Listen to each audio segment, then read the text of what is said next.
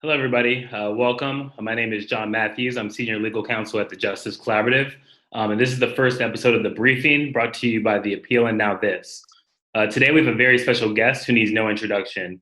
Congresswoman Rashida Tlaib from Michigan is here to talk about her new legislation, the Automatic Boost to Communities Act. This would put $2,000 into the pockets of every person living in America and would provide recurring monthly payments to stabilize the economy and, most importantly, stabilize the lives of everyday Americans who are struggling right now. We also have on the show Stacey Rutland from the Income Movement and Aisha Inyandaro from Springboard, two people leading the fight on the ground to make monthly cash payments a reality. Let's start with the Congresswoman, who I'm pleased to tell you will be a recurring guest on the briefing.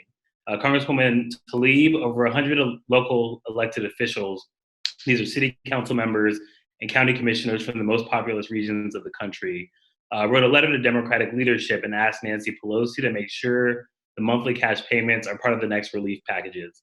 Yesterday, Speaker Pelosi said that guaranteed income was worthy of attention for the next relief package to ensure that people can meet their basic needs. It feels like 6 months ago, there weren't even 100 local elected officials thinking about universal basic income. 2 days ago, it seemed like recurring direct payments weren't getting the Speaker's attention. Why the hunger for cash payments now, and how would your legislation, the Automatic Boost to Communities Act, help? No, thank you so much. I think it's so important that we really center on what is going on the ground. I represent the third poorest congressional district in the 13th congressional district. So we were already in survivor mode here in the Metro Detroit area. And these are 12 really frontline communities, many of which are already suffering from environmental racism, from low-wage jobs, in a broken healthcare system. So what we see now, and you all see that, nearly a third of people around the country cannot pay their April rent, and rent is due in a couple of days. We have 17 million people that filed for unemployment benefits. These are huge numbers. Alone in Michigan, we've had 1 million people. 3.5 million homeowners across the country could not pay their mortgage this month. And again, all of this, as the first of the month is coming before us in a couple of days, doesn't include the fact that water, we are now seeing, I think a consumer report just came out showing that there's going to be a huge increase of people that can't afford their water bill because it become unaffordable, but also because of this, global pandemic. The fact of the matter is people need a bailout. They need to be seeing that the federal government is centered around them first. And, one of the key things that I've heard economists and others say over and over again is if you put money in the pockets of just people, ordinary people, tax credits and folks, we spend it. We spend it on our local communities, into our local economy and our small businesses. We don't hoard it like corporations do, right? We don't keep it in hope that we can do a shareholder payment plan or something of that sort later on. Again, those that already have and don't need. But this is something that, is very, very much critical to communities like mine and all over the country that continue to be left behind because of this pandemic. And so Automatic Boost to Communities Act was birthed from a number of folks. Obviously you all saw, Rohan, you go to mintthecoin.org, you can hear it. People call it minting the coins. The real essence of it is what is the result. The result is this is being created, an asset to create $2 trillion that can give people a debit card. We do this for food assistance, right? All over the country now, again, making it much more accessible and much more aggressive. And we want to do the same thing with this. We don't want paper to, we want a debit card that can be at homeless shelters, that can be, issued out, that can be used online. And again, as we see this global pandemic, not being able to sometimes leave your home, how are you able to provide, for your family food, things of that nature? And so this would be inclusive. Everyone in the United States of America that is currently here would get access. And again, it would be $2,000 a month for every single person, including your child. And then after the pandemic, this is only during the pandemic, and then after the pandemic, we continue to invest in people by giving them $1,000, recharge that debit card to $1,000 a month. Again, continue on, because we know even when we consider, whenever folks decide that the pandemic is over, the harm and the irreparable harm that can cause is not over, and that continues to go. So we want something sustainable and aggressive and inclusive, and that's what the Automatic Boost to Communities Act does.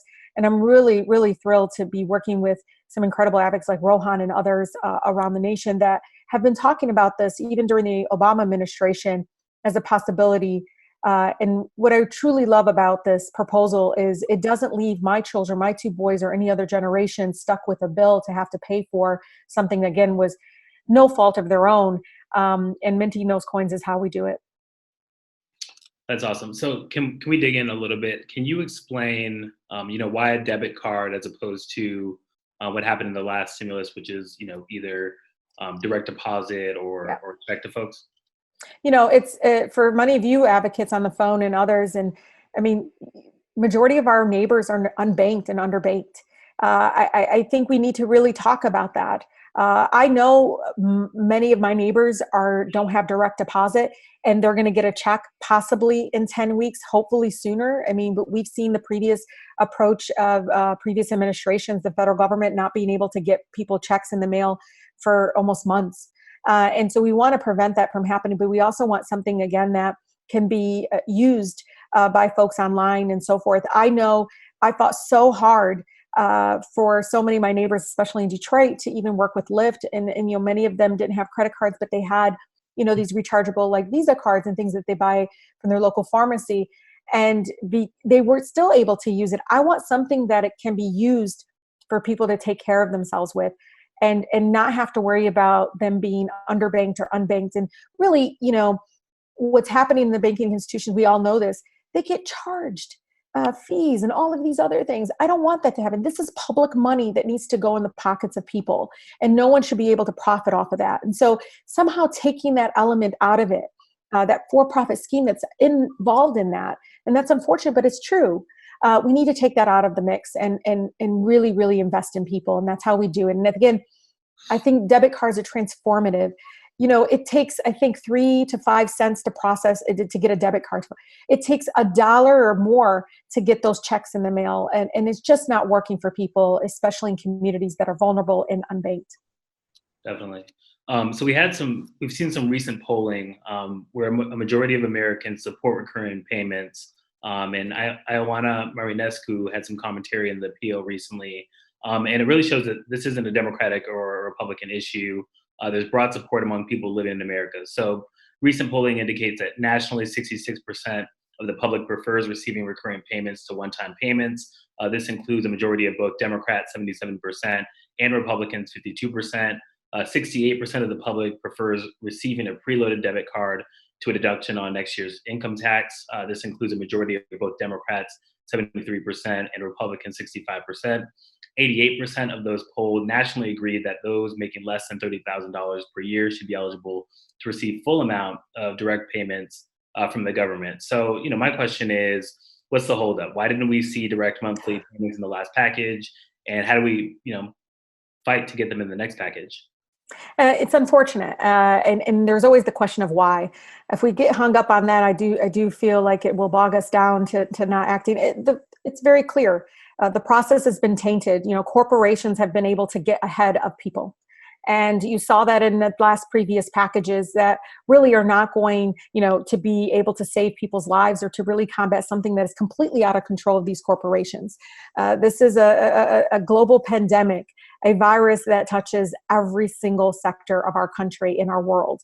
And what we need now is showing these numbers. The fact that in April we saw this drastic impact on the housing market, on all of those things, but really behind all those number statistics are real people. I have first responders, 60% in one community, all of them have COVID right now. They have no idea what the long-term effects are, but what they know is that's their livelihood. What are we doing to really making sure that we're staying rooted in the community, connected to people, what's happening on the ground? And we have to continue telling these stories so that we are going to get an appetite from Congress that reoccurring payments, this aggressive, they can call it whatever they want, guaranteed income, the ABC Act, the Boost, whatever it is. The point is that it's money in people's pockets, that we're taking care of our people first. We're not going to have an economy without people. And to think just for a moment, even these moratoriums, think about it for a moment. These moratoriums are just stop payment, but in 3 months, they have to pay it back. Whenever the pandemic is done, they're going to have to pay it back in 3 or 4 twofolds, of so much money they just didn't have before. It's not like they're going to go to a job where their income is going to increase by 3 times. That's not going to happen. We have to recognize that how the people are connected to all of these industries. My small businesses in Detroit, specifically the restaurants, I was so impressed with them because they said, Rashida, we absolutely, want to see a small business loan process and everything. But you know what would be really great is like paying customers. And we know that if you give money to them, they're going to order, carry out and delivery. We know that they're going to have the money because you all know, and I am the eldest of 14, we hardly ever could afford to go out to eat. It was a luxury to do it. And this time to support these small, it's a luxury, right? People are not going to be able to do it if they don't have those resources. And so all of it is so connected. And I just wish people can see that giving money to real individuals, to real people, again, we're not the best savers, but we will spend it, and we'll spend it on things that will provide food for our families, all of which is so interconnected to the economy, and to making sure that our whole country is not falling apart. And the only way we do it, y'all, is demanding. These polling numbers are absolutely something I know is reflective. And again, I don't think anybody out here is going to say, "Don't give me money," right? They're none of these folks, if you poll them, are going to say, "Hey, bail out the airlines before you bail me out. Oh, please bail out the big corporations." They're not going to say that. They're going to say, "What about me? Because I still have to pay for my prescriptions," which, our healthcare system is so broken. The medical debt on people are so extreme. They still have to pay these bills and the debt they already have. And can you imagine during this time how much of that is going to increase with fees and all those kinds of things that are connected to it? Definitely. Can we talk strategy for a moment? Yeah. You are with the people, and we're in community here, all of our viewers. What's the strategy here? So first of all, what's the timing of the fourth economic stimulus package? And, what do we do next? So how can local advocates get involved? And, I'd like to turn back to the letter from the 100 local officials. But first, what's your vision for, putting pressure on leadership and really thinking through how we can make this happen? Yeah, the timing is now. We're going to be going back into probably session this coming Monday and continue to work through the week. We continue to work obviously virtually and through committee assignments. And I'll tell you, Financial Services Committee Chairwoman Maxine Waters is on board with reoccurring payments. We need to support that, uplift that. She's a part of this is where reoccurring payments, I hope, comes out of it, is through there, versus I think some of the other committees are working on other things, but not as aggressively, I think, as Chairwoman Waters. Strategy-wise, look, transformative change doesn't happen without people movement. I learned that in Detroit, in the most beautiful, blackest city, where every corner is a reminder of the civil rights movement, the labor rights movement. And we did it through people power. We didn't wait for, somebody to make a decision in the White House that was right, or, for Congress to do. It was us demanding it. And so we already have allies because of work that you all are already done on the ground, like in Chairwoman Waters and the co-chair of the Congressional Progressive Caucus, the largest caucus right now on the Hill in Washington, D.C., is this Progressive Caucus. The co-chair, Pramila Jayapal, co-sponsored and the co-led with me the Automatic Boost to Communities Act. And so these are great allies that we have that are at the leadership table that can say over and over again, look at these polling numbers, look what's happening. And so trust me when I say to you all, the more you share the impact in you, human-wise, like what is going on, the more you do that, use social media to uplift that, please. The more you do that, the more you give credibility to our work in the halls of Congress. You give us credibility by saying, no, they're right. I'm not going to be able to pay my rent. I'm not going to be able to do this. And a moratorium is not going to stop those bills from coming in after this pandemic. So, prior to becoming a congresswoman, you were very active locally, and like you said, you were very in touch with connecting with people, figuring out how to put pressure on power. So these 100 local elected officials, they want to meet with the speaker. Do you think she should meet with them? What does it say to you that so many public servants around the country are asking the speaker to pass your legislation, essentially? I think it's tremendous. I think, look, the local power on the ground is tremendous, and absolutely there should be a request. And I will be happy to say, I know you got the request, but I'm also requesting you too to meet with these folks. These, local communities, local government are frontline folks. these are the people that touch our residents more than anybody, more than the federal government does.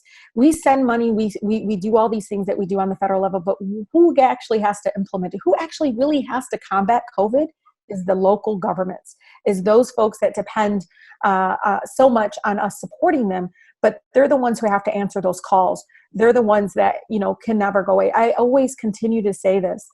When they kept saying, oh, banks are too big to fail, I keep saying local governments are too important to fail. They are too critical. And I know that Speaker Pelosi understands that. And, one of the focus for the next CARES package is support for local government. I want these local governments to be able to say, yes, please help us and support us with direct grants, but also help the residents we serve. Because by you all supporting them and making sure that they're able to provide for their families, that, some years down the line, because I know when we do a moratorium on water shutoffs, it's those local governments that have to eat up those costs. When we have to do a moratorium on a lot of these things, it's those local governments that get hit the hardest at the beginning. Of course, they want to support it. Of course, they are, human beings. They understand the humanity and the need right now. But at the end, they also have their bills that are due, and also have, responsibility to making sure that they're able to do that without, obviously going bankrupt. And I just know that that's what's exactly going to happen if we don't really center it on what local governments are asking. Yeah, thank you for mentioning the state and local governments. I wanted to zoom out for a moment before going to Stacey and Aisha.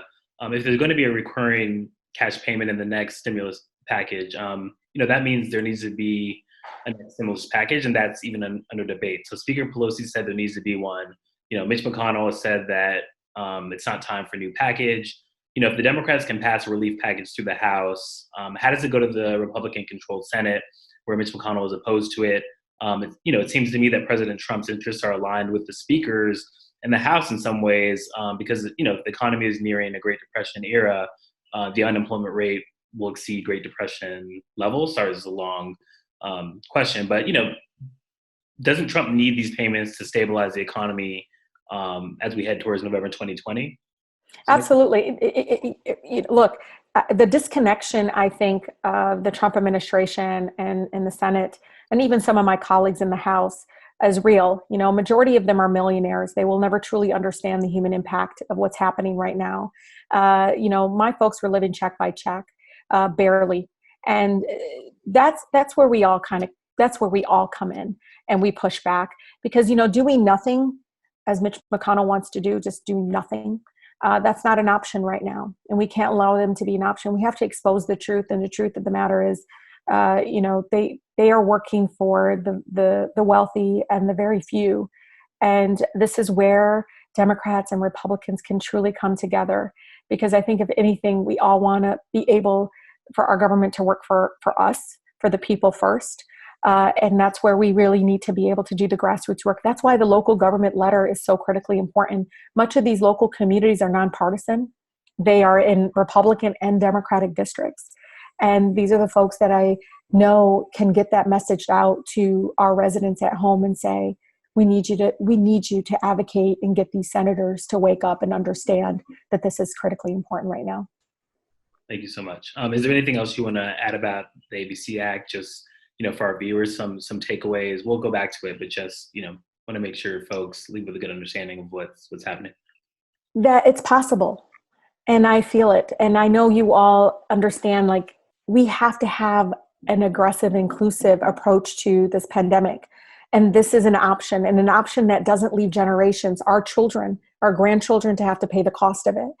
And it's possible, and it's allowed, but currently, and this legislation gets us to it. I mean, this is an option that I think needs to stay on the table, and it needs to be taken seriously.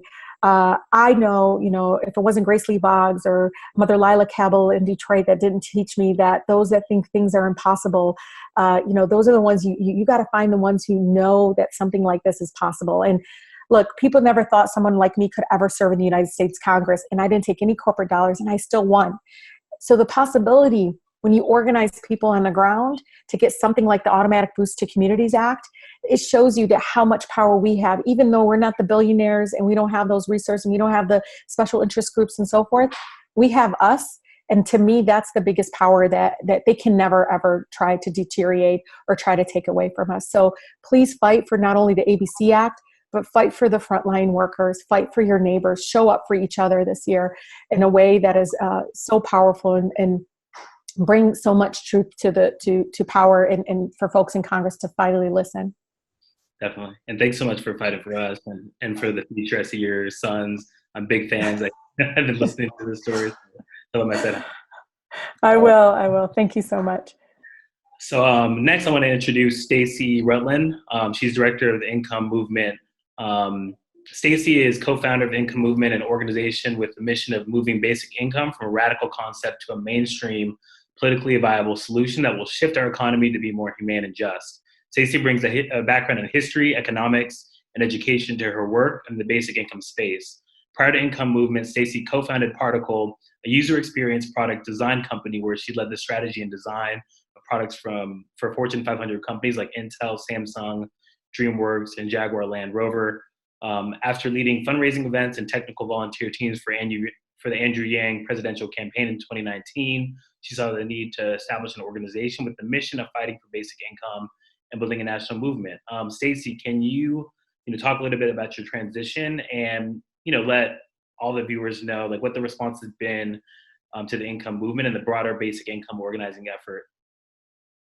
Yeah, of course. Thank you. And I'm really, it's wonderful to be here on this conversation and to hear kind of firsthand from Representative Tlaib more about the ABC Act, because it's definitely something that has been on Income Movement's radar. We've been tracking all of the different proposals that have been coming out of Congress, and definitely the ABC Act is the one that we think has the strongest and most kind of comprehensive set of components that means that we can really actually help as many people as possible in this really kind of dire moment. So I co-founded Income Movement in the fall of 2019, and really the evolution of that was coming out of working with really on the grassroots side of things for Andrew Yang's campaign, starting to understand and have conversations with other organizations within the basic income space, organizations like US Big and Fund for Humanity, and realizing that really kind of two things. One, there wasn't a lot of work being done separate from any single campaign to build and support a grassroots movement towards basic income. So a lot of the work in the space that was being done is around pilots or around the writing of legislation or academic papers, which are all incredibly important parts of building a movement. But the grassroots side was really missing. And so, and there also seemed to not be as much kind of collaboration both across basic income organizations, as well as kind of bridges between basic income organizations and organizations working on social and economic justice. And so, so those two kind of important pieces to building any movement we felt needed to be supported. And so we created Income Movement. Our real kind of inaugural or kickoff event for that was the Basic Income March that was held at the end of October in 2019. We had 30 cities across the globe participate. We had key flagship cities in the United States, New York and San Francisco, that had large marches. And it really was an opportunity to start to understand how, understand the case of where grassroots was related to the idea of basic income and universal basic income in particular. We had such an amazing support for that we it really propelled us to move forward with putting all of our energy into Income Movement. And I think just to piggyback on a lot of what Representative Tlaib spoke about earlier, one of the things that we did not anticipate as advocates for universal basic income was having this be such a significant part of the mainstream dialogue so quickly in our country. And COVID-19 has really brought that to the front for a lot of people, people in Congress, people who are leaders in a variety of public and private spaces, as well as across a lot of social justice and economic justice organizations. So one of the things that we spent a lot of time in the first few months of 2020 was really building a strong grassroots community. And what that's allowed us to do is to be ready and kind of poised to do some of the work that Representative Tlaib has talked about. We have a grassroots action campaign right now for people to be able to engage quickly and easily in taking action to help send messages, a message to Congress that they need to pass regular, ongoing, substantial payments to everybody. We've pulled all that together in a website that's called bailoutthepeople.com. You can go and anybody can go and immediately spin up letter writing to their congressperson, phone calls. We have social media campaigns, and a lot of what we're doing here is kind of twofold. And to again piggyback on what Representative Tlaib talked about, some of this is about targeting people in Congress that we know are big supporters of universal regular payments to people during this crisis. So lifting up the people and trying to kind of strengthen the people who have to go to the table and kind of put their foot down and be firm in this really important moment. And then the other piece of that is also to find the people who maybe are putting the roadblocks in place and targeting those people with letter writing, with phone calls. We're pulling together a fax campaign, thinking about all of the technology, all of the communication tools that we could possibly utilize to get to Congress people right now to make sure that they make this a priority. We're absolutely very heartened to see that Speaker Pelosi has started to talk about guaranteed income. The fact that she used the term guaranteed income feels like a really important moment for the movement that we've been kind of promoting and working towards, but also just an important moment politically. That term carries a lot of history and a lot of weight to it, and so we've found that we've actually started to build incredible relationships across different social justice organizations through this process of building the grassroots campaign for getting large payments, regular monthly payments to people, and we've also seen quite a coalition around all the different organizations who have been fighting for basic income to coordinate and be very kind of strategic and targeted in this moment, so that we can get as much support to the people and to as many people as we can during this time. Thank you so much, Stacey. I realized, I occupied all the questions for Representative Tlaib. Do you have any questions for Representative Tlaib, based on your experience so far in organizing? Well, I think one thing that is really important that is many of the proposals that are coming out of Congress have means testing involved, which is, thresholds for income or a variety of requirements in order for you to be eligible. And I think that Representative Tlaib did a great job of talking about some of the reasons why we want to make sure that those payments go to everybody. I'd love to hear a little bit more about people that if she has a sense of some of the most important people who were left out of the first payments. And we've certainly been doing research on our side, both qualitative and quantitative, to understand. If we think about the first stimulus check as kind of a prototype, which is, here we had this one-time payment, what were the effects of that and how can we learn from it? I'd love to just understand how some of the shortcomings of the first has informed Representative Tlaib's Boost Act. Yeah, implementation was bad. What I say this to you all is people with veteran benefits, disability, those folks, don't file federal returns. And at one point they were being asked to go online to fill out a document. I believe that has changed. But also more critically, what I hear from folks is, that if they have private student loans and have garnishments, even though the federal government might, have debt, like pay, due taxes to the federal government, they're not doing this, but private for-profit folks that have, garnishment claims against folks are getting those checks, public money being diverted away. I say this to you because I feel like the debit process is going to get rid of that as an issue. I also feel like, and I also know a lot of my immigrant neighbors were excluded, and many of which are, folks that are so integral part of our community. These are people that have been our neighbors for years. Our children go to the same school, but for the broken immigration system, they're not able to get what they would call, the whatever various statuses and issues that are out there.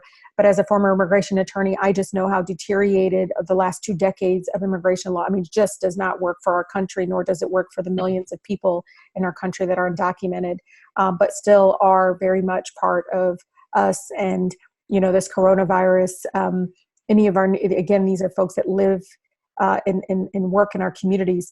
They also need to be protected. And it's not like the coronavirus is going to pick and choose people based on that status. And I think that is a part. I don't care if they're a migrant worker, farm worker, small business owner. Those are folks that need to be included in this. But again, a lot of my neighbors feel very much they still didn't get the check. So we'll see who got left out. I'm being honest, I'm not very confident that those that are expecting a paper check, if they're going to be able to get it in a swift way. I've heard rumors that it could be up to 10 weeks. So I think there's an efficiency issue, and it does, I truly believe, exclude people. The Automatic Boost to Communities Act includes homeless neighbors. So the way we can disperse the debit cards is through some of our community-based community action agencies, homeless outreach agencies that can go through the process where they're able to provide debit cards to even our homeless neighbors and some of our transient community members. I even hear my sister counsels survivors of domestic violence and abuse, and she's like, they get left out. They're very much getting left out. It's those kinds of vulnerable communities that continue to be left out. And I really, truly believe if we can do the 3-prong of how we deliver these debit cards through minting the coin and through the Automatic Boost to Communities Act, will be, again, aggressive and as inclusive as possible. Thank you both. I want to bring Aisha Inyandoro into this conversation. She brings a lot of expertise in this area. So Aisha is Chief Executive Officer of Springboard Opportunities. Springboard provides strategic, direct support to residents of affordable housing. The organization's service delivery model uses a radically resident-driven approach designed to improve quality of life and end the generational poverty trajectory. Aisha has more than a decade of experience developing, implementing, and evaluating programs aimed at improving the quality of life for individuals with limited resources. Aisha, can you kind of weigh in and just talk about your experience with Springboard? And you're giving money, getting it straight into the pockets of the most vulnerable that need it the most. Can you please talk about your experience thus far and just weigh in on some of the issues we've already been discussing? Yeah, no, definitely. And thank you all so much. And I'm really privileged to be a part of this conversation. So, John, as she said, Springboard to Opportunities, we're based in Mississippi, and we work directly with families who live in federally subsidized affordable housing. On average, our families make less than $11,000 a year. So this COVID virus, they are significantly more impacted by the realities of all of these interconnected systems falling apart simultaneously. And since 2018, Springboard to Opportunities really has been testing the ideal of a guaranteed income. We did a pilot of our work called the Magnolia Mothers Trust in 2018. We pivoted to a demonstration project in 2020, a few days before the COVID bubble burst. We did our lottery and we provided our first iteration for 80 mothers. And what Magnolia Mothers Trust does, it is the first guaranteed income initiative in this country that really takes a gender, racial justice, equity lens, and really saying, okay, how do we go about challenging that idea that those individuals who are most victimized within our current social safety net can't be trusted? How do we go about just giving money to the people, to those individuals who need it the most? And what the Magnolia Mothers Trust does is it provides $1,000 monthly with no strings attached to individuals for them to use however they need and however they feel is necessary for themselves and their families. Just in this iteration of our work with the demonstration that we've been running the last couple of months, we've already seen the significant impact that it matters when you know that you have income coming in on a regular basis. So how those individuals are not only to show up in real time for their families, but how those individuals are not stuck in this moment of uncertainty and don't have that stress weighing down on them. These women are still able to plan for their future, plan for their families. And that has a lot to do and that has a significant impact on your bandwidth and how you're able to weather this storm that we are all facing with this virus. And so as we talk about this need to reopen the economy and what families really need are the resources, the financial resources in order to take care of themselves and their families during this time. And, quite frankly, it's community organizing 101. If you take care of people, people take care of community, and community takes care of the economy. And we keep approaching it from a backwards, upward down approach. But if we really just trusted individuals, gave them the resources that they needed, they would begin to do what Representative Tlaib was saying earlier. They will begin to go back to shopping. They'll begin to patronizing their local restaurants. And not only that, they will have the bandwidth and their stress will be lifted, and they can really ride this out for the long term and have the ability to plan, because this isn't a 6-week pandemic. We don't quite know what the long-term impacts of this will be moving forward, but $1,200, which the first payment was significantly not enough. It needs to be much bigger, it needs to be regular, it needs to be lasting, and it needs to be without conditions or strings. Individuals do not need to be able to demonstrate that they have an employment history within this country, because the way that we define employment is entirely too narrow. It does not take into consideration individuals who are working at home. It does not take into consideration those working within the gig economy.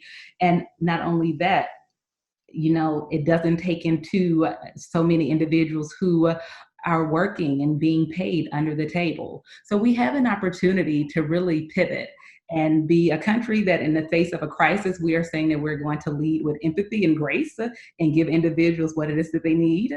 And what people need is they need money. And yeah, cash is king or queen.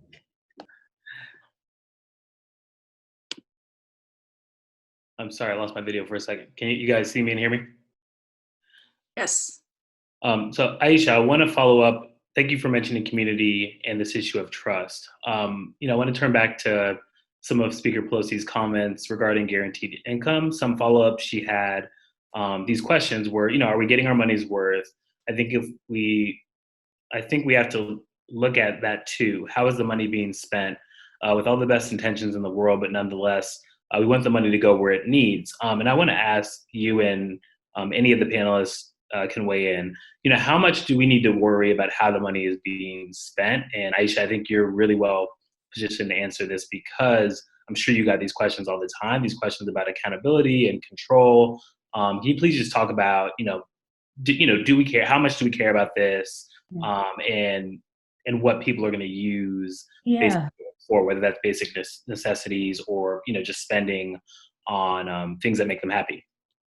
So all of those ideas, and thank you for that question, all of those ideas of individuals using the money recklessly are built in stereotypes, and they are built in, it's built in a narrative that's not actually true.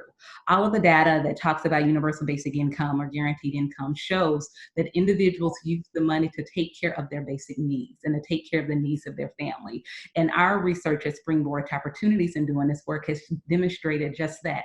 In the first iteration of our work and where we are now, we saw individuals using the money to pay off debt, predatory community college debt, private universities debt, hospital debt. We saw individuals paying for food. We saw individuals going back to school or saving money.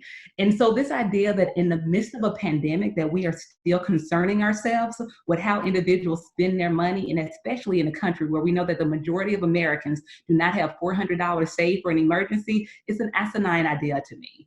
And we really need to free ourselves of that burden and that idea that we have to dictate how individuals use their money. This is a pandemic. It is a global emergency.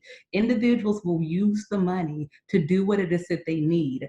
And by golly, if they decide to use $20 of that money to go get a bottle of wine, that is what they need in that moment. We are all trying to get through this together. It is not for us to dictate what your needs are versus someone else's needs.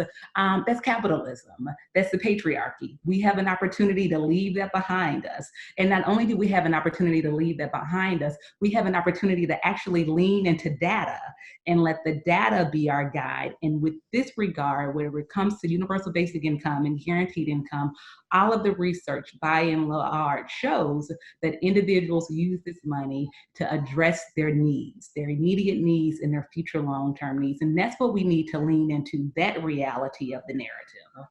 Yeah, and Aisha and John, if I may, I mean, we never do it to the corporations who literally spend it. I mean, they hoard the money. They still lay off all of our neighbors. They still leave our workers, they cut their health care, they cut their retirement, lay them all off. They do not, I mean, we never go back and say, you bought another home that you didn't need, or you decided to, again, make your shareholders who are already very wealthy, even more wealthy, again, with public money. We don't do that same kind of accountability, what you want to call accountability. I mean, and these are major corporations that have shown us their true colors during the previous Great Recession. And now during this pandemic, we really are now seeing folks, even among my colleagues who voted for that in the previous, this past decade, they are saying we can't do that again, because we thought they were going to do right, but they ended up subcontracting out, cutting down, I mean, literally gutting unions intentionally. They used our public money to basically give lower paying jobs, gutting people's health care. And guess who gets up paying for it? We do. The public pays for it again, because we have to supplement the health care. We have to supplement food. We give them food assistance, all these things, because these corporations decided to obviously put profits and pay out their shareholders before they actually did the right thing with public dollars. So, I push back against any of that rhetoric constantly, because I know my folks are going to pay the rent. That's what they want to do. Their biggest fear is not having a roof over their head or being able to provide for their families. But the point is, I think is very, very clear. We don't do it for corporations, and they continue to try to do it to people, individuals who literally, if they're not getting help, if they're not able to be taken care of, many are getting sick and losing loved ones right now. I really think we need to, like Aisha said, really leading with compassion and with grace. But yeah, I've seen it over and over again. And even with these SBA loans that just recently came out, I mean, let's see how many people they rehire back. Let's see what they do. Because what I've been hearing is they're not hiring folks back. And these are my neighbors that work in some of these restaurants and these chains that got some of these, millions and millions of dollars. Yeah, thank you so much for saying that. I think that's a perfect way to conclude with this idea that people are suffering. $1,200 is not enough.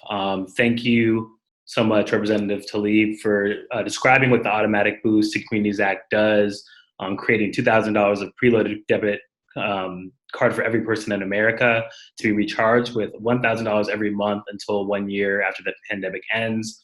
Thank you for first calling for basic income shortly after your election in 2019. And thanks for just standing in community. I also want to thank Stacey Rutland from Income Movement and Aisha Inyandoro from Springboard, just for the work that you guys are doing on the ground to help our people. I know a lot of the viewers here today are trying to figure out how they can help people in their own lives and just like show up for community. And so I really want to thank you guys for doing that.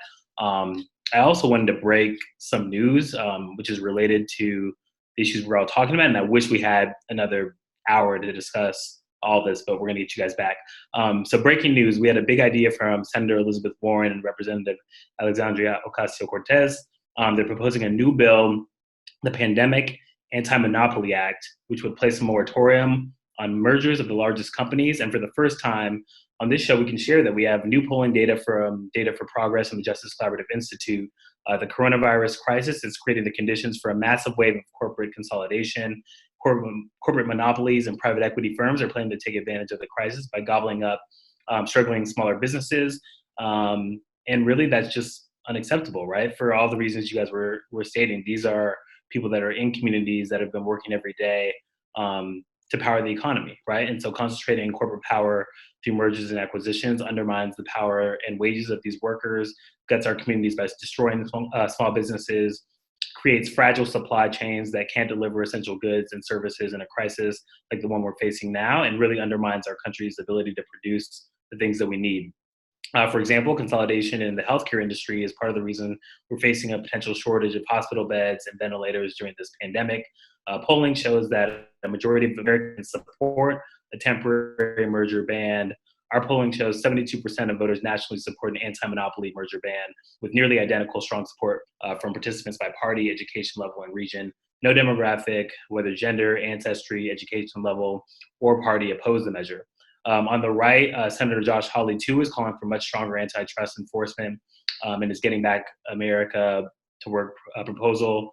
Specifically, Josh is calling for preventing crisis profiteering by Wall Street through reforming securities laws and protecting small businesses from hostile Wall Street takeovers, as well as strengthening antitrust enforcement to prevent major mergers, including the immediate disclosure of large stakes accumulated in public companies. There's broad popularity for the merger ban. I just wanted to, notify you guys and the viewers. I wish we could discuss it more, but we'll definitely get back to it in a future show. And again, I just want to thank our special guests. I want to thank The Appeal and Now This. You guys are amazing. And I want to thank all of our viewers out there. We remain in community with you. We look forward to our next show tomorrow at 12 Eastern Time. We'll be with Representative Ilhan Omar and Tara Raghuvir from People's Action. And just, we have to remember we don't experience life in issue silos. People experience life in total, and we're trying to be here for you. And that's Rashida Robinson. That's on me. Color of Change, shout out. So thank you guys, and appreciate your support, and we'll see you next time. Thank you. Thank you so much.